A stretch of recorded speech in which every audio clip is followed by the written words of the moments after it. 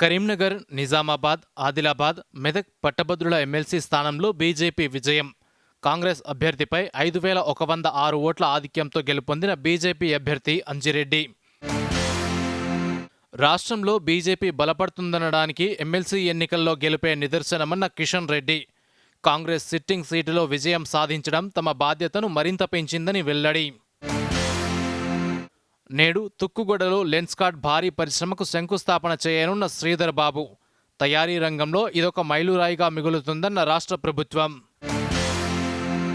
ఈరోజు మధ్యాహ్నం రాష్ట్ర మంత్రివర్గ సమావేశం, బడ్జెట్ సమావేశాలు, కీలక బిల్లులపై చర్చించే అవకాశం. రేపు సికింద్రాబాద్ పరేడ్ గ్రౌండ్స్లో మహిళా సదస్సు, మహిళా శక్తి పాలసీని విడుదల చేయనున్న సీఎం. కేంద్ర రహదారుల శాఖ మంత్రి నితిన్ గడ్కరీని కలిసిన Kishan Reddy. Regional ring road, రాష్ట్రంలోని పెండింగ్ ప్రాజెక్టులపై చర్చ. నైపుణ్యాభివృద్ధితోనే ఉపాధి అవకాశాలు పెరుగుతాయన్న ప్రధానమంత్రి.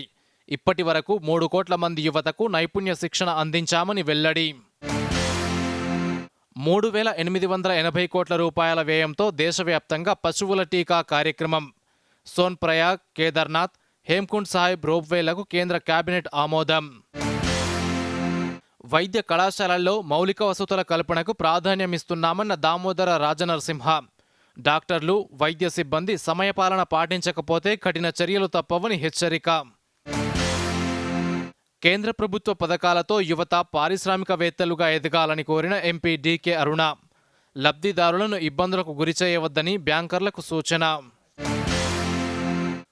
మహిళా స్నేహపూర్వక ఆదర్శ గ్రామ పంచాయతీల నమూనాను ఆవిష్కరించిన కేంద్ర ఆరోగ్య శాఖ సహాయ మంత్రి అనుప్రియ పటేల్. ప్రతి జిల్లాలో ఒక మహిళా స్నేహపూర్వక గ్రామ పంచాయతీ ఏర్పాటే లక్ష్యం. ఢిల్లీలో కేంద్ర మంత్రులు అమిత్ షా, నిర్మలా సీతారామన్, నితిన్ గడ్కరీలను కలిసిన ఏపీ సీఎం. రాష్ట్రంలోని అభివృద్ధి కార్యక్రమాలకు ఆర్థిక సాయం అందించాలని కోరిన చంద్రబాబు.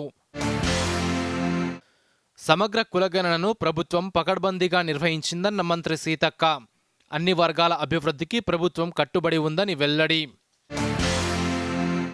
ఎమ్మెల్సీ ఎన్నికలపై కసరత్తు ప్రారంభించిన కాంగ్రెస్.